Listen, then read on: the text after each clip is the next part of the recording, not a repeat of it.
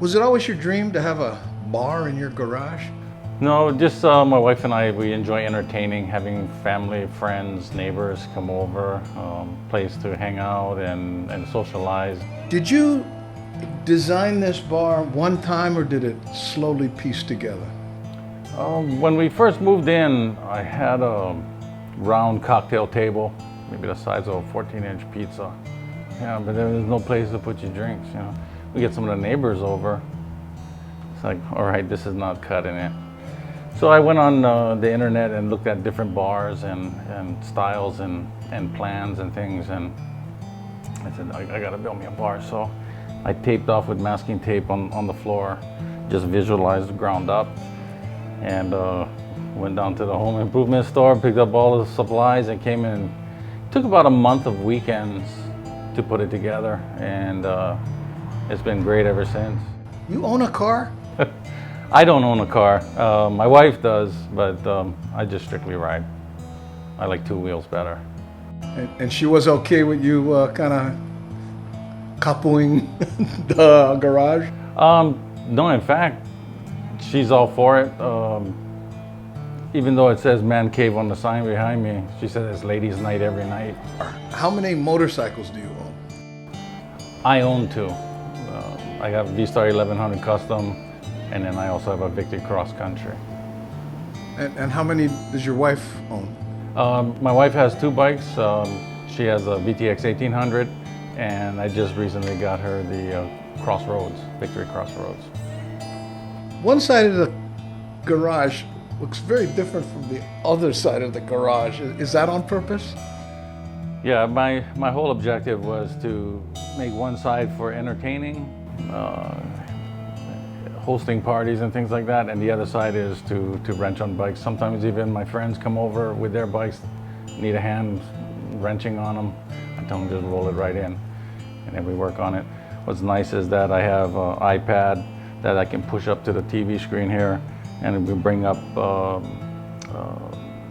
instruction manuals and things like that up on the screen, so as we're working we can check things out, whether it's YouTube or internet or whatever. So, are you still involved in clubs? I know you were involved in Pacific Nights for a while. You helped found it, didn't you? Yeah, I was one of the co-founders. Bull and Zeus and myself, we're the three co-founders of the Pacific Nights.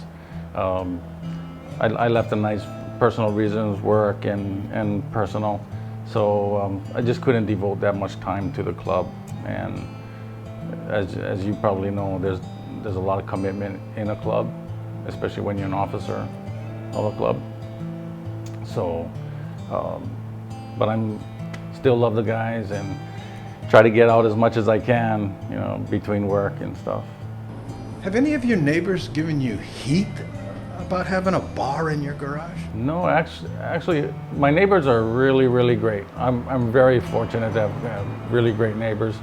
But what's nice is that I guess they don't mind, is because it's like neighborhood watch, right? I'm sitting out here, my garage door is open, it's at night, we're having drinks, we're socializing, but we can see the neighborhood, what's going on, so I don't think they mind. So how are you liking this new Victory? I know you bought two here recently. Right, I love the Victories. I had a Harley before, Softail Standard, enjoyed that too, loved it too. But I do a lot of cross-country riding on the mainland when I go to Sturgis, and I wanted to get a bagger, and a friend of mine was saying, hey, you might want to check out the Victories. So I went down there and went to the showroom, I looked at them and saw the cross-country tour, cross-country rather, and started doing some internet researches over here on my TV, out here on the bar having some drinks, and my neighbors came over who ride also, and they started looking into it too, so they found out I was going to get the cross country. One ended up getting a Hammer, the other one ended up getting the Highball, and so we got three Victory owners over here, and then the fourth one bought an Indian Chieftain. So it's like, it's all Polaris bikes around here, you know. We call it Victory Lane. That's a nickname for our street over here. But I just love the bike. It's smooth, good performance, great gas mileage. If I'm doing 65, in 6th gear, I'm turning about 2,500 RPM, and I'm burning about 48 to 56 miles per gallon.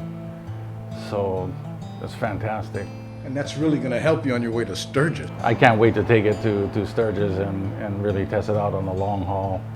You're going to have to be careful, you know, because when you get to Sturgis, everybody's going to see them big bags and go, Whip, so what, bro? You brought your bar with you. Actually, that's for all the t-shirts and souvenirs to bring back home, man. Load it up, so. How often do you go to Sturgis? I try to go every other year if I can. It's a lot of logistics and a lot of time off because it takes about 5 days to ride from San Diego all the way to Sturgis. And then you're there for a week and then another 5 days coming back.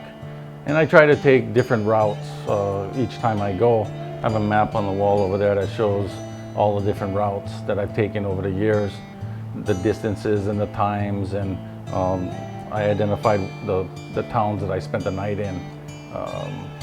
So that way when people want to think about going to Sturgis, you know, they can see, wow, it's quite a journey. You plan everything from the garage? Right from here.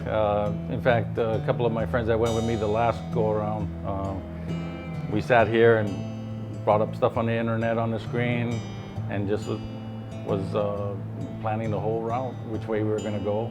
The other thing too in Sturgis is that when we're riding there, a lot of people, they see our Hawaii plates and they trip out. They say, oh, you guys ride all the way from Hawaii over here.